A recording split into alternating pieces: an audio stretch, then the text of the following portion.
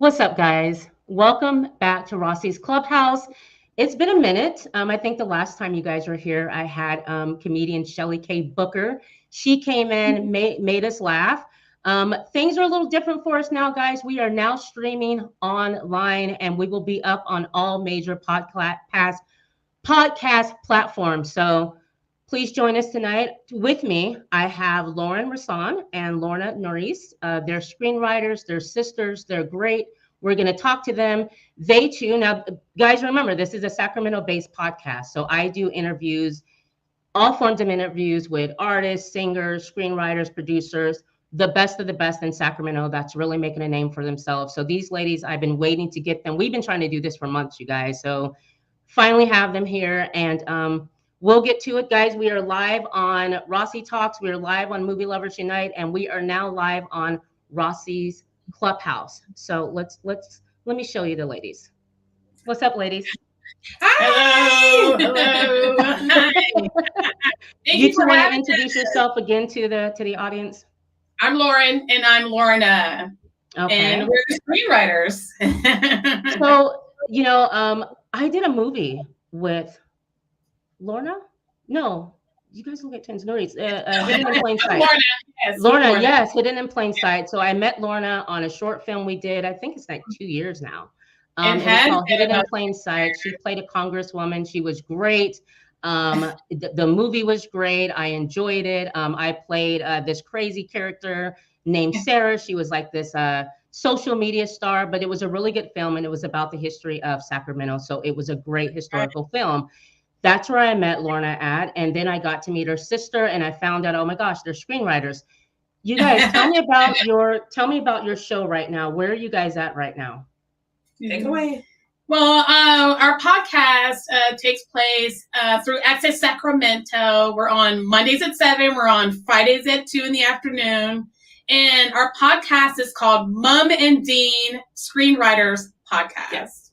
And there's a reason why it's called Mom and Dean. You came up with our nicknames. We grew up with these nicknames, so we cut the actual nickname short to Mom and Dean. But it's a little longer to the nickname. Yeah, so we added those into the title of the podcast, and it stuck. Yeah, just said, let's name it that, and it's been going on for over a year now. Yes, really. Yes. Yeah, we've had our anniversary is at the end of this month. The end of March. How does that happen? How does one have a show with Access Sacramento? Well, first you get in contact with. We were actually introduced to Access Sacramento by a cousin. Okay. A family member. He actually had spent some time with a lot of the crew and staff here. And after he heard that we were also delving into screenwriting, which is what he does, he said, you guys need to go over to Access Sacramento. Yeah. So that's how we were introduced to them. We came down on a referral. And met the staff and the crew, and everyone here has just been awesome. They're fantastic. Yeah. They helped us to get into the radio studio. They trained us on the soundboard. They helped us to learn all the buttons and the gadgets and the switches. And then they left. They threw us in deep water and they left and said, you guys got this. And you have to be ready in like 2 weeks. We're like, what? Ready? We went for it, and we've been together working on the project ever since. It's been a ball. So what is your podcast about? It's about screenwriting and teaching you the basics of screenwriting. Okay. And we have an agenda that we follow. We start out with an introduction, and then we say hello to our listeners, and then we go into 2 movie clips. And then we let you know what we've seen over the weekend. And then we'll play a little game towards the end with the audience, and with each other for the audience. Yeah, you gotta keep it fun. Yeah, we make it fun, and you'll hear us giggle and laugh. I've been since we were backstage, guys. I've been laughing. I've been laughing with them. Absolutely, and that's intentional. We want to make it fun and lively because we don't want to sound ho-hum and dry. Right. We want the audience to be interested in what we're talking about. So we do offer a subject matter in the podcast, and we stick on point, and that's mostly Lorna Dean. And she's right on. Her brain is amazing. She does have credentials from Going to college, to college courses, I took workshops, seminars. So she knows what she's talking about. She knows her stuff. She's very familiar with the territory. And so we want to offer that same information and educate those that are actually interested in this and are, this style of writing, of screenwriting. We may make it sound easy, but but it's not. It's torturous. It's very torturous. Not torturous in sense, but it is challenging, but it's many rewards as well. Yeah. So, okay, being sisters, how did you two decide that you wanted to be screenwriters? Like, was it just one of you, or like, how did that happen? Yeah, so because I first took an interest in screenwriting over 18 years ago, probably going closer on to 19, 20 years ago. And I've been writing short stories since I was 12 years old. Wow. And I migrated into writing short novels. Wow. And then I migrated again over into screenwriting because movies is our lives. Oh, We've been watching movies since you too. You too. Since we're this big. Yeah. And we love it. And so me finally getting into the idea of writing a film. I'm actually, it is a dream. Yeah. And it's something that I'm hoping we can educate other interested writers, screenwriters out there, and give them the head knowledge that she and I have learned over the years, and for free. I love the part where you're not charging anyone. Just listen to our show for free, and get as much information out of it. That's what we're doing. We're sharing information. So what we do in the podcast is we literally break down a screenplay. What is a screenplay? Yes. What are the details? What are the elements to it? How do you write one from beginning to end? How do you start it? How do you finish it? Right. So we break it all down in each episode. And we may go off script. Of course, we a little bit. Doesn't everybody? So we go off script. Yes, we have an agenda, but it doesn't necessarily mean that we're bullet pointing everything that we go by. Right. There's days where it's very natural, and she and I get into a subject, and we're in the zone. She and I are talking, and we're sharing that with everyone. But we're mostly trying to get that point across to the person who's like, "Well, how do you write this? What does this look like on paper? How do I write this scene? What does this character do?" So we break it all down, and it's a ball. We're having so much fun with that. So tell the audience, like the people that are going to be listening, what is a screenplay? What's the difference between a screenplay and a novel? Because some people, may not know what that is.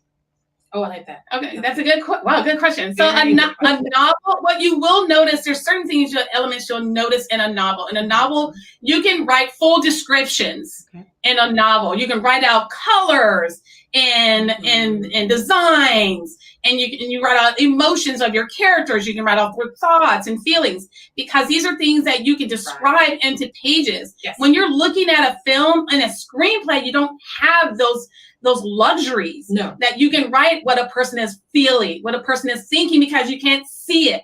Yes. Screenplays are visual. You have to think visually with a screenplay. So you don't have the luxuries of writing emotion unless you show emotion. So if a person is happy, how do you show that? You got to show it on paper. Yes. What is that person, if that person is in a room where it's loud, where it's noisy, like when you're in a bar, or if you're in a dance studio, now you have to show the people's movements. You have to show people are laughing and drinking. So there's things that you have in a novel that you have all these pages, like Stephen King in his novels, this man can go for pages and writing one description. Oh my God. Writing one description can take 25 pages. Amazing. You don't have those luxuries in a screenplay, because screenplays are so quick. You only have maybe 90 pages, 90 minutes of how you can entertain your viewer in a screenplay. You don't have it like in a novel. You can write for years in a novel. There's differences between the two. What genre? Is there a particular genre that you two write about? In between, it can be horror, it can be Western, it can be romance, mystery, sci-fi. Yeah, all of those genres apply to screenplays, just like they do with books. Right. You go into a bookstore, they have genres of what it is for. So, do you two prefer shorter films, or does it matter? Are you just a short film writer? Or do you want long film length, type of screenplays? Do you write those? We've dabbled in. We've dabbled in both. Actually, Yeah, we have several short scripts that we have completed, and in the works of starting to create and get completed. We've completed 5 full feature screenplays. Wow. So yeah, we're very involved. So we're across the board. We love them both. Okay. Yeah. I would think writing. Go ahead. Yeah, writing short scripts are actually because they're so short and so fast. You can write You can write many of them. Yes. As opposed to a full feature, it takes a little bit longer. Like short stories. Oh, like short stories. Is it hard to come up with an idea, like for the two of you, when you're like creating? How do you two go about creating? Like, I want to, write this film. Like, how do you go about creating with the two of you? Oh, yeah, we bounce ideas off of one another. Yeah, she'll come over to me and say, you know what, would it be funny if we wrote a story about this? And I'll ask her questions about how she came across that idea. And then we'll just expand off it. We'll sit down. Sometimes I'll leave the room, come back. I'll say, hey, you know what?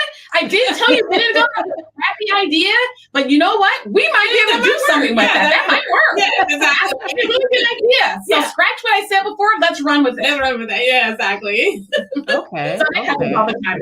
Yeah. When was the first time that, like, the first professional script that you two wrote? Yeah, we have a screenplay that's out there right now that's getting really high marks, getting a lot of attention, has won awards. Yes. It's titled Wake of the Quasimodo. Okay. And we've gone to festivals and been selected, final, semi-final, quarterfinal. Wow. With this it's a full feature. Mm-hmm. It's a fantasy drama. It's one of our favorites. What's it about? So we have these characters who, if you guys all remember the story of the Hunchback of Notre Dame, but it's not exactly that. So it's a twist, right? So we changed the story, and we some of the same characters that were in the storybook. We kind of migrated and transitioned over into our idea. Yeah. So we made the main characters of the Hunchback character. He has this family and village that he lives in, and now he's interacting with this normal humanized colony of people next door. So a lot of friction is between the two. There's a lot of bigotry and a lot of animosity between between the two villages and how they all interact. So there's a lot that goes. There's a love interest, and there's betrayal. And there's danger, and all sorts of things happen. It's a fantasy story, so a lot of really cool things happen in this story, and I think that's why it has been awarded so many times because of the plot that we have behind what happens with this main character and the objective and how the story. We really wanted story in our screenplay. So we focused on him and the things that are happening to him and the people he interacted with. I think that's probably why it's so successful. So you guys, just to let you know, I watched a film that Lorna sent over to me, and it was called Adaptable. And it was a short film. That film was the one that you won. Wasn't that part of the SAC Film Fest? So yes, that was, they played that through a place called Sacramento. Right. Yes. We entered that competition. As a matter of fact, it's come around full circle. They're doing it again now this year. Right. Yes. So we were one of the 10. Right. That won the short script competition. It was fun. It was a lot of fun. It was really fun. We had a premiere down at the Crest Theater downtown Sacramento. Tons and tons of people showed up, and Marcus Allen even showed up. Came and took a shot with us, took a picture with us. You're like, oh my God, Marcus Allen! Yeah, I'm like, oh, grab him. So we had a wonderful time. We had a chance to walk the red carpet. Oh yeah, all the other winners were there as well, and then of course you've seen all of the winning films on the big screen. So it was a magnificent evening. And an experience I'll never forget. Yeah. So seeing your film created from paper to screen. Yeah. Right. And it's on a big screen. Yeah. It was really fun seeing that. The idea, you want to, because I really thought the idea was just, I mean, what a great idea. You have a phone. And so a little bit about the film. So the film is, you have what normal parents go through. Teenagers hit a certain point in their life and they're just not the nicest people. So there is this new app that a woman who's dealing with her daughter, who's very, you know, just a teenager, tells her about this app.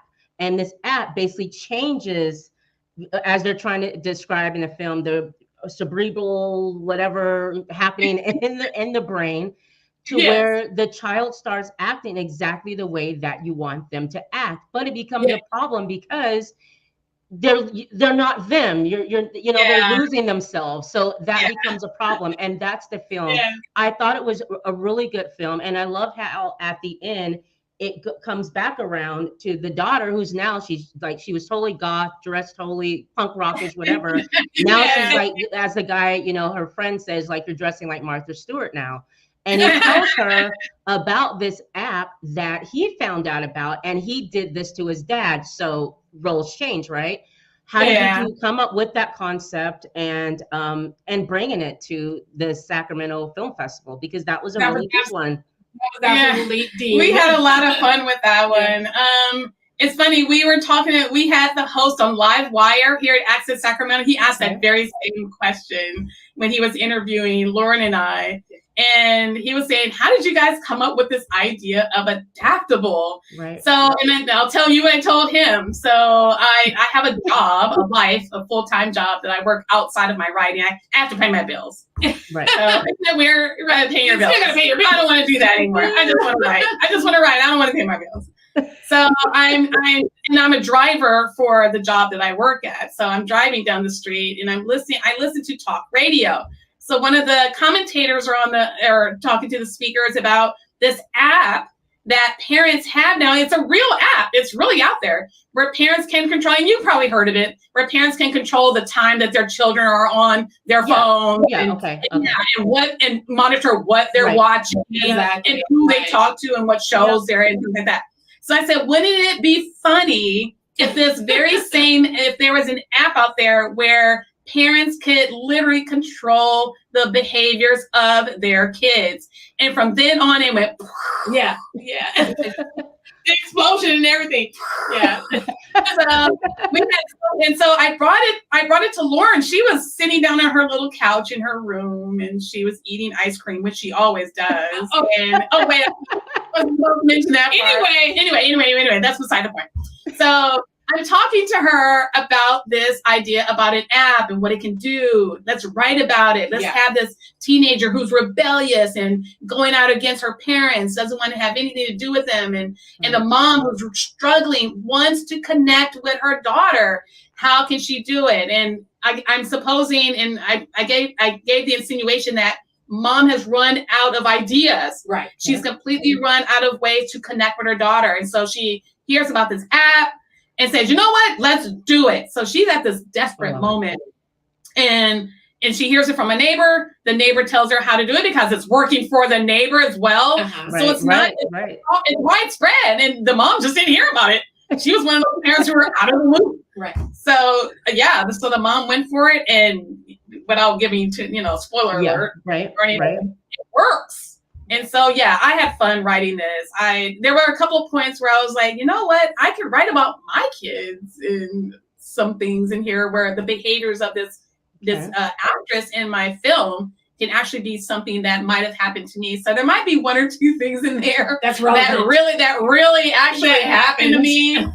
So it just made it more real, and it made it more fun all at the same time. No, it was absolutely fun. It was really good.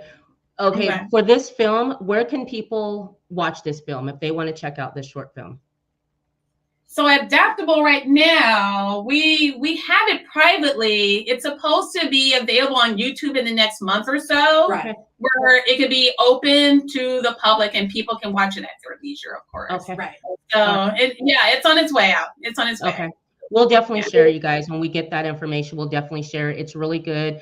So you guys were laughing about, movies, what's on TV, YouTube being screenwriters. The fact that they want to change what we watch on TV so that we don't have to watch 18,000 versions of Law and Order, or and I know y'all, I know you guys like your Law and Orders. I know you like your Chicago Fire. They're right. But What ideas do you two want to bring to TV? Because do you eventually want to do TV? Do you eventually want to, like, obviously you want it, you're screenwriters. Yes. Yes. How would you change the premise of what we have going on right now on TV? Because we need something. Yep. Oh, girl, we struggling. We really need something. Yeah. Struggling. So they're one of the reasons I'm assuming why we have so many NYPDs and why we have so many Chicagos and why we have so many CSIs is because they're thinking, I can add one little thing more differently than this other show, and that's what makes us so brilliantly different. Is that true? No. It's still the same doctors, it's still the same lawyers, it's still the same police officers, and they're still in these relationships and in and out of these relationships, and there's drama. Right, exactly. Right. So I'm going to go out on a limb here. I'm going to go out on a branch. We need something familiar out there. Yes. We need something that's not hardwired into us any longer. We need something completely and totally different so that now we're using our brains and we're being entertained. We're not being entertained brainlessly. Right. So let's have fun with what we're watching and let's enjoy what we're watching without repeating. Exactly. Right. And we can walk out of the room and go and come back and switch the channel, or another episode of something else came on, we thinking we're still watching the same show. That's how they're all looking the same. Right. So so with writing for TV, I think it'll be fun because with TV, now you can, even though it's a more limited time, you have a limited time, but you have a limited time with short story, with short scripts. Right. But you can do an hour show or a half-hour show. Mm-hmm. And we have come up with some ideas, and I can't share them right now. They're not protected right now. Right. But we do have some ideas that we want to introduce as a TV pilot in the very near future. We're going to start introducing some ideas to TV. And it's another CSI. Oh, no, it's not. Oh, please, yes, please. We're so thrilled. Please, another CSI. No, just kidding. No, kidding. No, we would like to sway more towards family-oriented comedy. Oh, I think that would be good. Do you guys remember the days back of TGIF? Remember that when you could get you remember TGIF and it was for families and you can sit and watch a whole night of them. They don't have that anymore. No, and you have to monitor what your kids are watching. Oh my little gosh. Kind of sneak in there. And we want it to be family based. Why not? Why not make entertainment for this? And why does that sound like it's a crime now? Right. So to make a family TV show for where everyone can watch it and enjoy it. Why is that so unusual? Exactly. So, Hi, JoJo. Thanks for joining us. Hi. Hi, girl. Thank you. JoJo's one of our biggest fans. Go ahead. Yeah. So we have come up with some ideas. Absolutely. We are working on it right now. In the very near future, we may be sharing one or two of those ideas with the public, and who knows where it goes. It depends on who picks it up first. Are you two with the film festivals coming around again? Do you have another script that's going to be in this year's A Place Called SAC? No, not this year. Well, not this year. Not likely. Okay. We were tempted. We were tempted after last year, and we're like, wow, that was so fun that they actually pulled our script and said, let's use it. Mm-hmm. I wasn't actually expecting them to pick it up. In all honesty, I didn't see that coming. We're like, what? I was like, really? No, that was a perfect one for a Place Called SAC. And the fact that you were able to relay all of that in 10 minutes. I think the movie was 10 minutes and 1 second, or whatever. But it was, because I watched it again this morning and I had sent it over to my producer director for him to watch yesterday. Yeah. So he was like, oh my gosh, like, wow, you didn't tell me that they had this film. I'm like, yeah, I'm sharing it with you. He's like, it's really good. Great idea. So you packed that in a short period of time and was able to do a complete story. Was there a certain movie growing up or whatever it was that made you both say, I want to be in the film industry? Oh, good question. Oh, wow. We have all Star Wars was my. We're big on Star Trek, sci-fi. We're huge on sci-fi. And growing up with Star Wars, Star Trek. Yes, Battlestar Galactica. Oh, yeah. Girl, you remember Battlestar Galactica? Yes, yes. Boomer. Yes, I was a big fan of Boomer. Yeah. I was a huge fan of Boomer. You know, I have boys and my husband, and they all love Star Wars, all of that. They had to. I think I watched one or two, but I never made it completely through, right? Of a complete Star Wars until like the newer ones where Disney started making them, which were good. Yes. But I love films, I love movies, and I love sci-fi movies, more towards your alien conspiracy type of films. I love those type of films. Do you guys, I know that you guys already have a film that's kind of like sci-fi. What about love stories? Like, do you write love stories? Is there, like a good, like Love Jones, something you can bring back, I had an idea, and Rossi, okay, you get on this girl's case. Get on her. I told her a really cute romance story, an idea that I had. And I was like, no. She shut me down so fast. She goes, we don't write romance stories. I was like, no, we can do this. Will work. It'll be so cute. No. Rossi, I have this. Girl, I'm trying to do it. You gotta do it. She's saying no. She's saying we don't do that. That's not what we do. We write other peculiar, and it's not peculiar. It's just this really cute romantic chick flick. Yeah. It will work. It will work. She said, no, we don't do that. She's really stretching her imagination when she came up with the romance, and it made sense to me. Of course it does.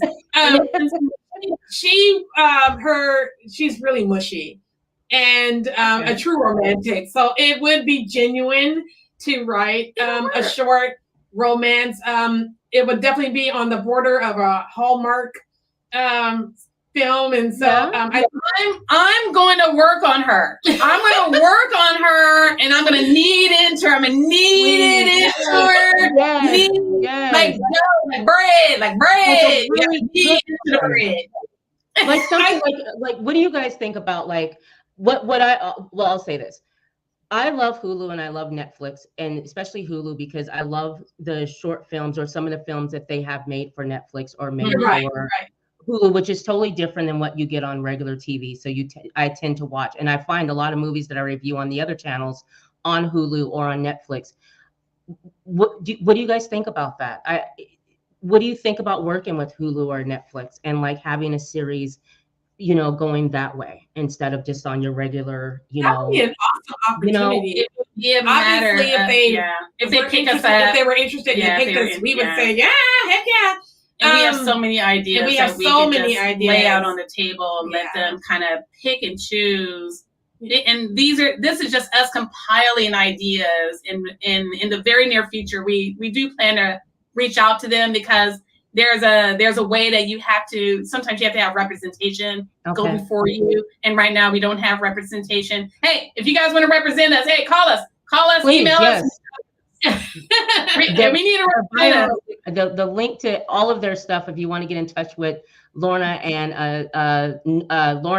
Lauren, everything will be in the description. Represent us for free. We'll let you do that. We'll let you represent us for free. There you go. Because I think that the way that you two write, and just talking to you, you seem more like you'd be writers for a Netflix or a Hulu, because I feel like you have more of a creative freedom to do what you want, and they have so many unique stories, on Netflix or Hulu instead of just your regular, TGIF. You can start something like that on a Netflix or Hulu. You know what I mean? Series for kids that are really good that they can watch. And I see you two, doing that. In 5 years, where do you want to be? Oh, good question. So in the short film industry, I like how they have A24. I don't know if you're familiar with their films. Oh yeah, I know A24. Yes. Yes. And yeah, they have a lot of films out there. I really appreciate the unique nature of them. Yes. And independent films, I think, are probably I've seen some of the best films come out of independent films. Yes. And I've seen on the big screen that are underappreciated. Yes. And people aren't noticing, and there probably are more than I realize. But from where I'm sitting, they're not getting the recognition that they should, and they're not getting the accolades that they should for their hard work. The independent films are doing so well right now, and it's kind of an embarrassment to the what Hollywood is doing with their full feature films and putting these big blockbusters that aren't going anywhere. They're sinking into the ground. And so in 5 years, I would love it if Sissy and I will have the opportunity to be able to reach either into the independent film industry and definitely into Hollywood and tell them, look, throw that out, please. Yes. That right there to make an impact. Get that out of here. Get that out of here.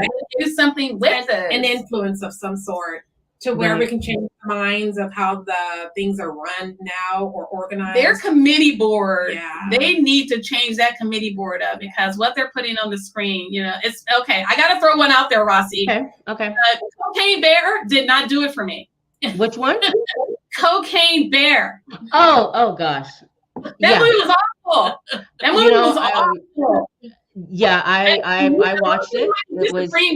A lot of people might be disagreeing with me, and I'm okay with that. I'm really okay with them. They're gonna get you on this one. I'm telling you, they're gonna get you on this one. Email me, mom@mail.com.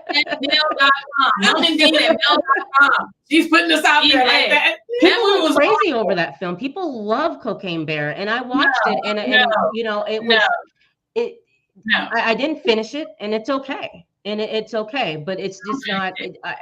I heard so much about it. Oh my God, you got to see Cocaine. You got to see it. It's a true story. Oh my God, a true story. Yeah. So I guess it's parts of a true story, because true events. I mean, of course, they're going to exaggerate it. Yeah, absolutely. To make it into a film that's entertaining, it was ridiculous. And that's what I mean. When you're writing a film and you're making a film and you're presenting it to people who aren't using their brain, you just want to sit there for an hour and 20 minutes or an hour and 35 minutes and watch something that's just kind of thrown at you.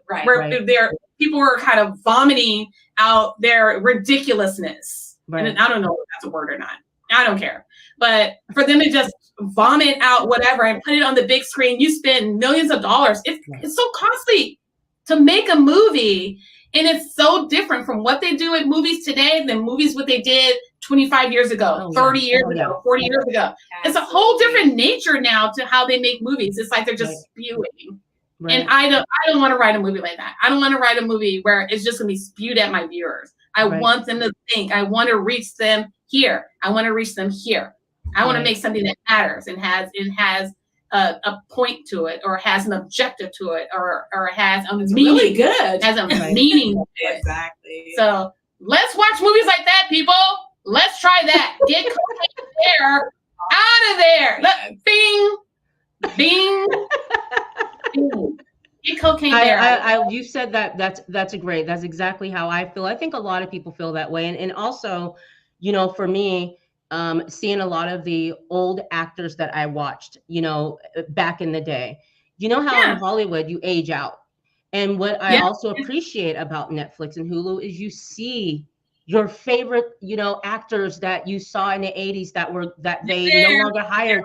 It's like they still act. It's just that Hollywood does things differently. They age you out to where you can't work anymore. And that's what I appreciate about independent films, about your Netflix and about your Hulu, is that they bring those great actors back. And I was kind of shocked when I saw an actor that I grew up watching in a wonderful independent film on Netflix.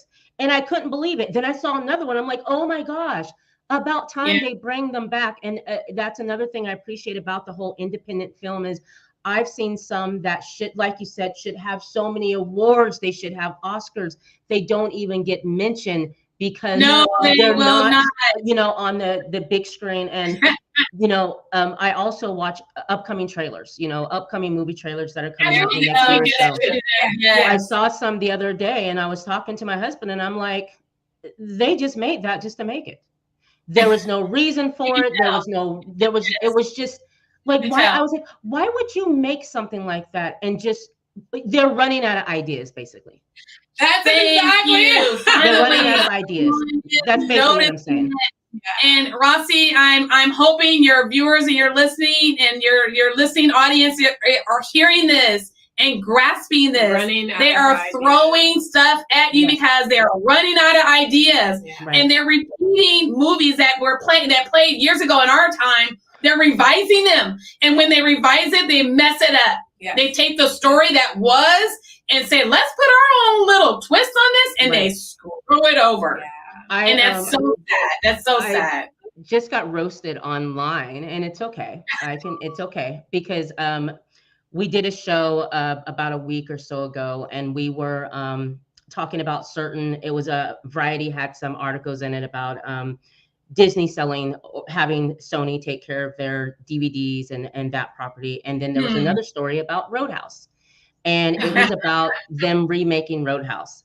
And I happen to say, here we go, Patrick Swayze. Yeah, I happen to say, in the clip that was cut out, I was saying, like, who asked for it? Who asked for another Roadhouse? And oh my gosh, people were pissed. They were livid. Well, who asked for any movies? That's what they said. Who asked for any movies? Yeah. And I get that. I get who asked for any movies, but my point is that it's going back to the remake and the remake and a remake. And someone brought up a good idea. They're remaking it. I'm sure there's a base for it. I know that. Before you guys tell me that and hit me up in Gmail, I know there's a base for it. I know. I'm just saying, it's a lot of stuff is being remade. Stuff that I grew up with are being remade, and some of them are just questionable. But I understand that there's an audience for some people. Yes, they are, and it's for an audience of people. I know they have this thing now. They're going around calling people, young people, millennials. Yes. Oh gosh. So millennials aren't quite aware of the movies that we saw in our time. Right. So these movies are new to them. So they're seeing a remake.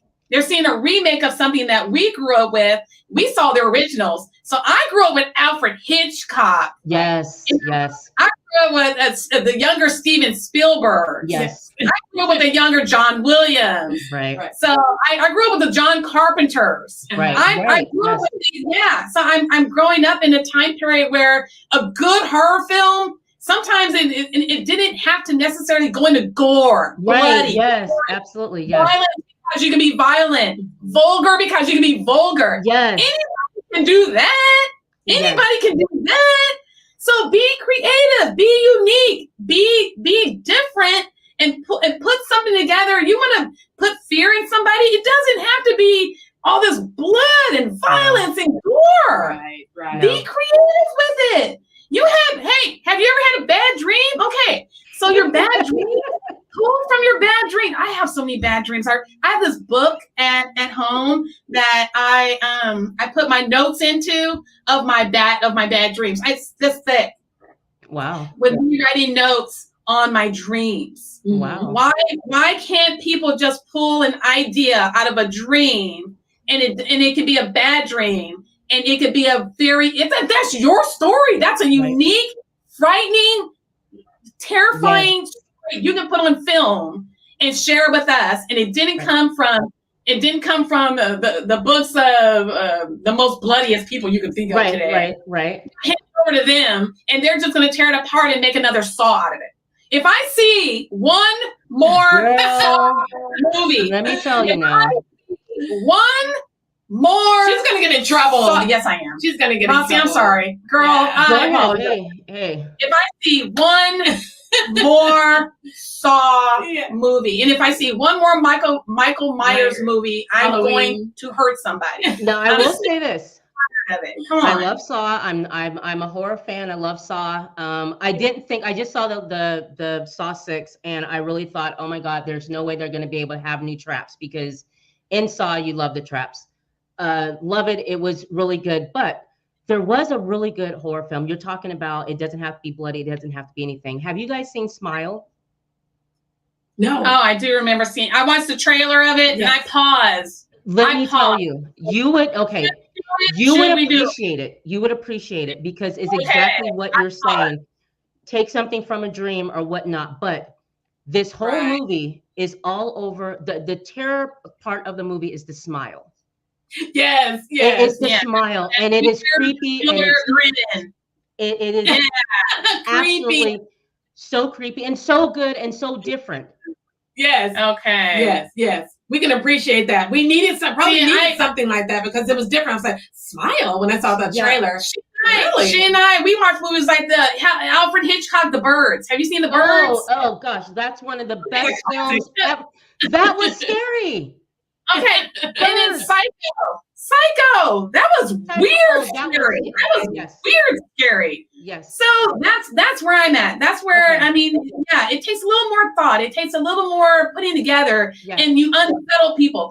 When you unsettle a person, you can frighten a person. You can scare them. But when you unsettle them and disturb them, that's in Poltergeist. I grew up with Poltergeist, and so they did have. Oh my gosh! Right? They did have a gory moment there. But I like the story. Yes.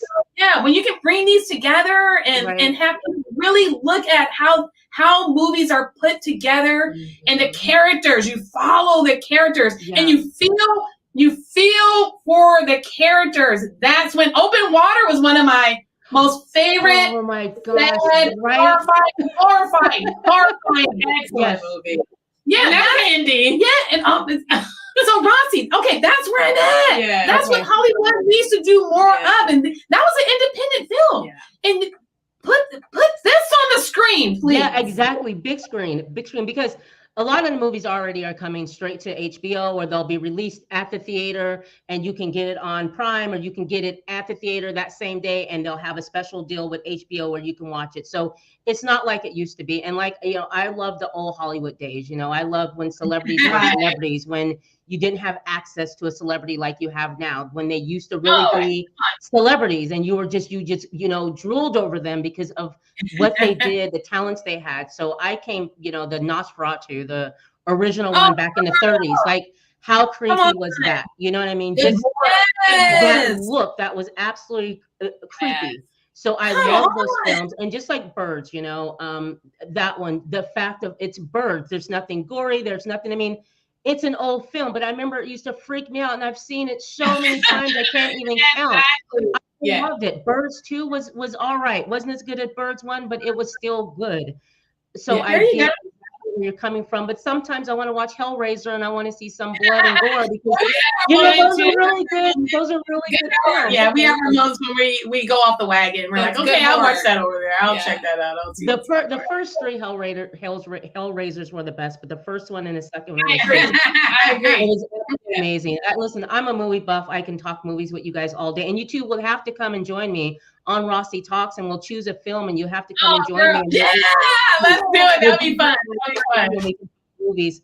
Anyways, guys, listen. This is Lorna Norrise. We have Lauren Rosso, right? Lauren Rosson. Yes. Okay, Lauren Rosson. They're screenwriters. They're here in Sacramento, and like I told you guys on Rossi's Clubhouse, I bring you the best out of Sacramento. Those up and coming artists that are doing their things here and really making a name for themselves.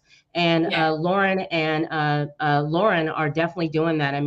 They won more awards that they haven't even told us about, and they do have a lot coming up. And you will see them. You will see their films on Netflix, on Hulu. I promise you, that's going to happen. Why don't you ladies tell us what's coming up? Anything you want to talk about before we get out of here? So before we get too far off of the subject, reach out to us in our email, mumanddean@mail.com. Don't forget to listen to our podcast Mondays at 7 and Fridays at 2, right here at Access Sacramento, KUBU 96.5. So that's where you guys can listen to us. Right now, we're still writing more we're working on full feature screenplays. Yes. We have 3 that we're polishing. We're going to post them on Coverfly, Film Freeway, and that way you guys have full access to reading the screenplays. We're still looking for a representative, someone who can who can pick us up. That'd be awesome. And go before us to the end, out into the industry. Speak that lingo and speak that language that we don't. We're writers. We're writers. We don't speak that lingo. So we know there's somebody out there who can come and represent us. Look at our work. Find out for yourself. That would be come awesome. And read our work and see we're real. We're for real with our writing, and we're sharing that same knowledge with our open audience so they can learn it. So we're paying it forward. We're paying it forward so that other writers in Sacramento, I love that it's local. Yes. So that we can have other writers come up out of Sacramento, because we know there's people out there who also want to be heard as screenwriters. They're not being heard because people want to look at the actors. They're always talking to the actors. People want to look at filmmakers. Hey, don't get me wrong. I appreciate filmmakers. Right. People want to talk to directors and crew members, but who does it? The screenwriters. You won't have a movie. You won't have a movie to watch, to fall in love with, if there wasn't a screenwriter who wrote it for you. Right. That's Mommy and I. That's us. That's me. So yeah, listen to our podcast so you guys can learn too. Absolutely. And you guys, so what's coming up on this upcoming Wednesday, I will be going live with Kristen Duff.